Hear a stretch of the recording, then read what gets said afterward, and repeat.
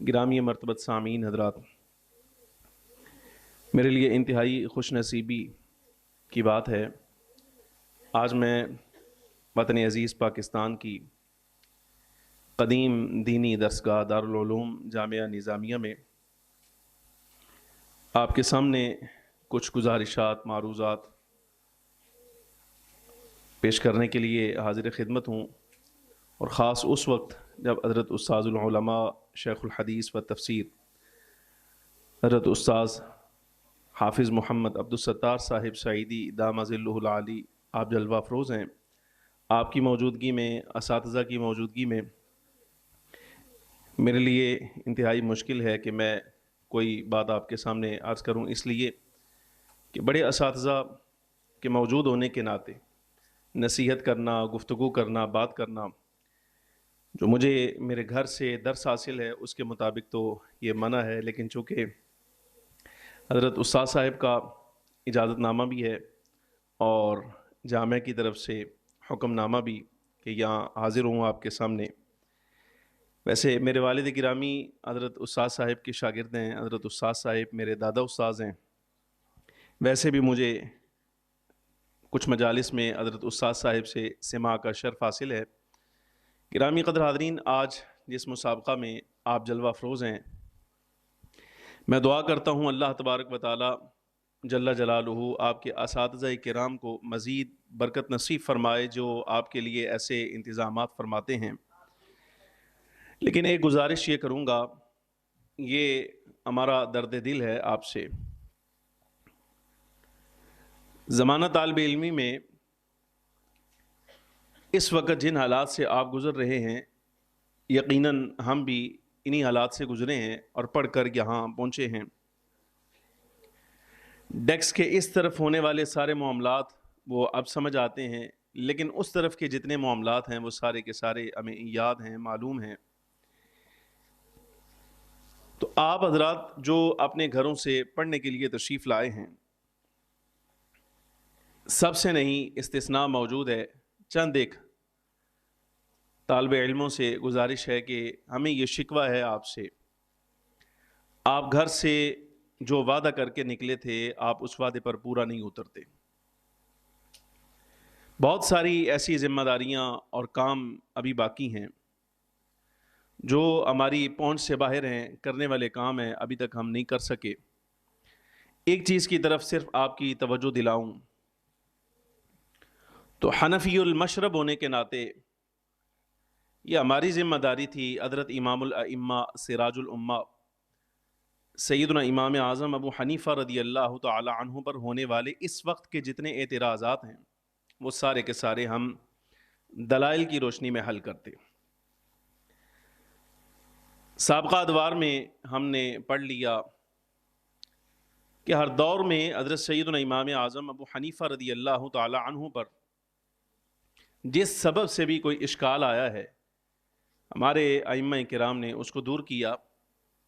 मुझे एक वाक़या याद आया, हज़रत उस्ताद साहिब से दुआ लेने के लिए और आप अहबाब की दिलचस्पी के लिए साहिब सुबुल हिदा व रिशाद अल्लामा सालिही शामी रहमतुल्लाह अलैह ने एक रिसाला हज़रत इमाम साहिब रदी अल्लाह तआला अन्हु के मनाक़िब पर मुस्तक़िलन तहरीर फरमाया।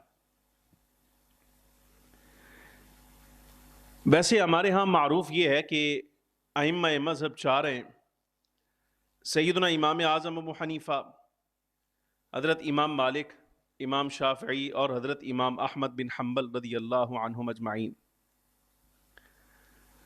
लेकिन हकीकत ये है कि चारों अइम्मा किराम के अलावा उस दौर में या उनसे पहले या उनके कुछ अरसा बाद तक, जब तक दौर इज्तिहाद चलता रहा है, यानी इज्तिहाद बाकी रहा और उसका दरवाज़ा बंद ना हुआ, तो आइम्मा किराम ऐसे अल्लाह तबारक व तआला जल्ल व अला ने ज़ाहिर फरमाए जो खुद मुज्तहिद मुतलक थे।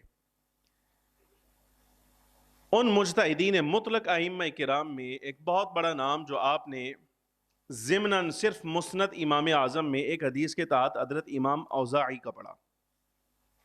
इमाम औज़ाई रदी अल्लाह तआला अन्हु आप भी खुद मुज्तहिद मुतलक थे, امام بخاری اور امام ابن ابی شیبہ کی طرح حضرت امام اوزاعی رضی اللہ تعالی عنہ کو بھی کچھ اشکال تھا سیدنا امام رضی اللہ تعالی عنہ کے مسائل فقہیہ پر۔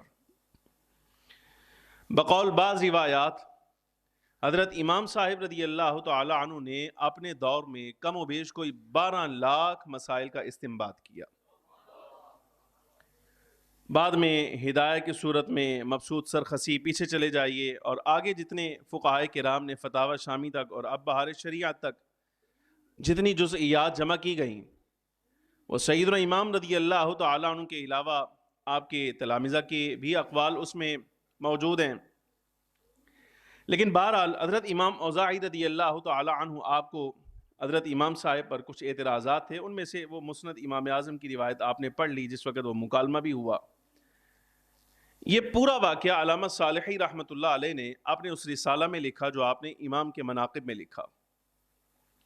حضرت عبداللہ بن مبارک امیر المؤمنین فی الحدیث رضی اللہ تعالیٰ عنہ آپ شاگرد ہیں حضرت امام صاحب رضی اللہ تعالیٰ عنہ کے۔ حضرت امام رضی اللہ تعالیٰ عنہ سے پڑھنے کے دورانیے میں جو مسائل آپ نے حضرت امام صاحب سے سنے ان کو جمع کیا، لکھ لیا، اپنے پاس محفوظ رکھا، تو یہاں تعلیم مکمل کرنے کے بعد آپ تشریف لے گئے حضرت سیدنا امام اوزاعی رضی اللہ تعالیٰ عنہ کے پاس کچھ استفادہ کے لیے۔ وہاں ملاقات ہوئی تو فرمایا خراسانی کہاں سے آئے ہو؟ امام اوزاعی نے پوچھا خراسانی کہاں کے رہنے والے ہو، کہاں سے آئے ہو؟ کہا جی میں کوفہ سے آیا۔ کوفہ میں کس سے پڑھتے تھے؟ تو کہا جی میں امام اعظم ابو حنیفہ سے پڑھتا تھا، میں نے مسائل شرعیہ ان سے پڑھے ہیں۔ تو فرمایا آپ نے خود ہی فرمان لے کے فرمایا وہاں بندہ ہے ابو حنیفہ کے نام سے معروف ہے، مشہور ہے، خیال کرنا اس سے بچنا۔ کہ امام اوزاعی نے لفظ کہے ان سے بچنا۔ حضرت عبداللہ بن مبارک رضی اللہ تعالی عنہ آپ کو دل میں رنج ہوا کہ میرے استاذ کے بارے میں ایسے لفظ امام اوزاعی جیسا بڑا عالم کہہ رہا ہے، بڑی عجیب بات ہے۔ آپ فرماتے ہیں میں نے رات لگا کہ جتنے مسائل میں نے حضرت امام سے سن رکھے تھے وہ سارے کے سارے نکالے، کچھ مسائل ان کو الگ کیا، ایک دستہ بنایا۔ صبح جس وقت فجر کی اذان کا وقت ہوا تو حضرت امام اوزاعی رضی اللہ تعالی عنہ اذان بھی خود کہا کرتے تھے مسجد میں اور نماز بھی خود پڑھایا کرتے تھے۔ امام اوزاعی جیسا بندہ اپنی مسجد کا مؤذن بھی ہے، تو یہ منصب چھوٹا نہیں ہوتا، بہرحال قدر کروانی پڑتی ہے۔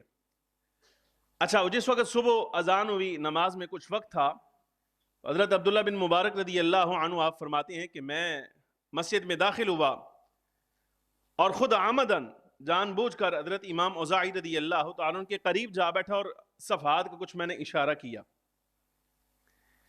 حضرت امام اوزاعی نے وہ صفحات مجھ سے طلب کیے، میں نے پیش کیا، آپ نے پڑھا۔ نماز کا وقت ہوا، نماز پڑھانے کے لیے جس وقت آپ اٹھے نماز پڑھائی اور وہ میرے ہی صفحات آپ نے ایسے آستین میں رکھے اور گھر لے گئے۔ ایک دن رات آپ نے پورا اس کا مطالعہ فرمایا۔ اگلے دن جب صبح ملاقات ہوئی فرمایا کہ اے خراسانی یہ تمہارا جو استاذ ہے بڑا قابل آدمی ہے، یہ کون ہے جس کو تم لکھتے ہو قال نعمان بن ثابت، قال نعمان بن ثابت، قال نعمان بن ثابت، یہ نعمان بن ثابت کون ہے تمہارے اساتذہ میں سے جس کے بارے میں تم نے جس سے یہ سارے مسائل تم نے سنے ہیں، یہ دستہ تم نے جمع کیا، یہ کون ہے؟ بڑا عمدہ آدمی ہے۔ حضرت عبداللہ بن مبارک رضی اللہ تعالی عنہ آپ فرماتے ہیں کہ میں نے گزارش کی، میں نے کہا جی یہ وہی ابو حنیفہ ہے کل جس سے بچنے کا آپ مجھے مشورہ دے رہے تھے، اس سے بچنے کا آپ مجھے کہہ رہے تھے کہ وہی ابو حنیفہ ہے۔ فرماتے اچھا ایسا ہے۔ پھر اس کے بعد مکہ مکرمہ میں حج کے دوران وہ واقعہ پیش آیا جو آپ نے مسند میں پڑھا، وہ آپ کی نظروں سے جو کہ گزر گیا۔ اب اس کا اگلا حصہ، وہ ایک مسئلہ نہیں تھا نیرا رفع الیدین پر نہیں، بلکہ 4-5 مسئلے پر جس میں حضرت امام اوزاعی کا مکالمہ ہوا حضرت امام صاحب کے ساتھ۔ امام نے اپنے دلائل جس وقت پڑھے، حضرت امام اوزاعی خاموش ہوئے۔ جب بات ختم ہوئی، ملاقات ختم ہوئی، حضرت عبداللہ بن مبارک رضی اللہ عنہ فرماتے ہیں کہ میں خود گیا امام اوزاعی کے پاس اور میں نے آپ سے پوچھا، میں نے کہا حضور آپ نے کیسا پایا میرے امام کو؟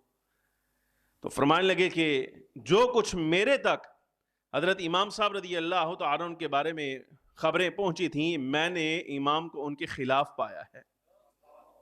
یعنی خلاصہ اس بات کا یہ ہے کہ حضرت امام صاحب رضی اللہ تعالی عنہ پر طعن کرنے والا، طنز کرنے والا ہمارے ائمہ کرام احناف نے یہ مسئلہ لکھ دیا ہے، فرماتے ہیں یا تو امام کے ادلہ سے عاری ہوگا، ادلہ پہنچے نہیں اس کو امام صاحب کے، یا پھر یہ ہے کہ حسد کا مارا ہوا ہے۔ ہم بڑے بزرگوں کے بارے میں تو یہ ایسا گمان نہیں کرتے، معاذ اللہ، امام ابن ابی شیبہ کے بارے میں، امام بخاری کے بارے میں، کہ معاذ اللہ ثم معاذ اللہ وہ حضرت امام رضی اللہ تعالی عنہ سے بغض یا حسد رکھتے تھے، ایسی بات نہیں ہے۔ ہاں اتنی بات کہتے ہیں اگر امام صاحب کی ادلہ ان کو پہنچتے تو وہ اقوال جو جامع صحیح بخاری میں حضرت امام بخاری نے کہے، یا الرد علی ابی حنیفہ میں امام ابو بکر ابن ابی شیبہ رضی اللہ تعالی عنہ نے فرمائے، آپ کبھی نہ فرماتے۔